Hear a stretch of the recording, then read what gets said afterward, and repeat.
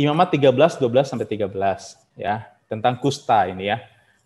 Jikalau kusta itu timbul di mana-mana pada kulit sehingga menutupi seluruh kulit orang sakit itu, dari kepala sampai kaki, seberapa dapat dilihat oleh imam, dan kalau menurut pemeriksaan kusta itu menutupi seluruh tubuh orang itu, maka ia harus dinyatakan tahir oleh imam. Ia seluruhnya telah berubah menjadi putih, jadi ia tahir. Jadi tahir itu apa? Tahir itu artinya bersih, murni, ya, atau tidak ada kotor lagi, gitu ya. Atau bisa bilang suci, ya gitu. Tapi dalam konteks ini bersih atau sehat gitu ya. Maksudnya kalau kusta, pertanyaannya begini, maksudnya kalau kusta menutupi seluruh tubuh, maka imam harus menyatakan dia tahir? Nah, kusta itu sejenis penyakit kulit di masa Perjanjian Lama, Perjanjian Baru, menjadi penyakit yang menakutkan, ya. Bahkan sampai ada pandangan bahwa kusta itu kenapa orang bisa kena kusta karena dosa dan sebagainya, gitu ya. Walaupun zaman sekarang tetap ada kusta dan cukup berbahaya juga, gitu ya. Tetapi ini kusta adalah sesuatu hal yang menakutkan pada waktu itu.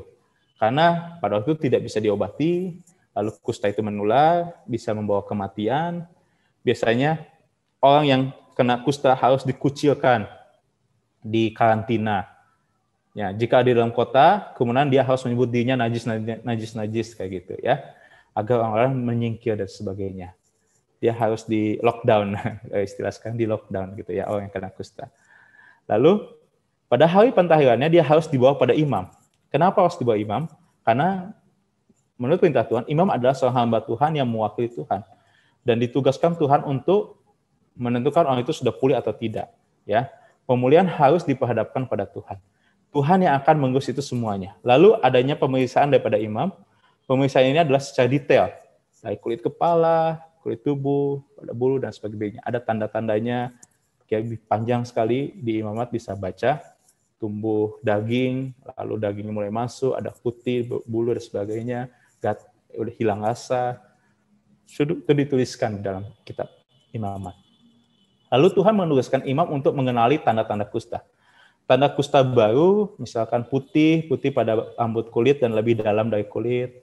Tanda kusta lama, ada timbul daging liar pada bengkak yang putih. Ya ada proses semakin parahnya gitu, timbul daging. Tapi bila seluruh tubuh putih dan tak lagi mungkin meluas, dia tahir. Artinya apa? Artinya penyakitnya hanya tinggal bekasnya saja. Sudah tidak lagi berkembang menjadi daging liar. Maka imam harus mengatakan orang itu tahir. Kecuali kalau ada daging liar, maka kusta itu masih aktif atau bisa tanda kutip najis. Najis itu kotor atau masih ada sakitnya gitu ya. Dan tahirlah ia bila daging liar itu sudah susut jadi putih. Jadi kalau misalkan putih itu menutupi seluruh badan, artinya apa? Artinya bekas daripada sakit itu sudah hilang. Sakitnya sudah hilang, tinggal bekasnya saja. Otomatis berarti imam harus bilang orang ini tahir. Agar apa? Agar orang ini bisa diterima lagi di masyarakat. Dan orang ini tidak perlu lagi mengatakan pada dirinya najis gitu.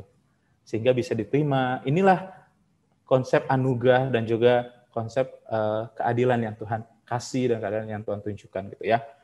Nah, jadi yang dimaksudkan di sini bukan kustanya sudah seluruh tubuh, tapi dalam artian dia berarti kalau sudah putih seluruh tubuhnya dan tidak ada tanda-tanda daging lagi, berarti dia sudah sembuh gitu ya. Maka imam harus bilang dia tahir.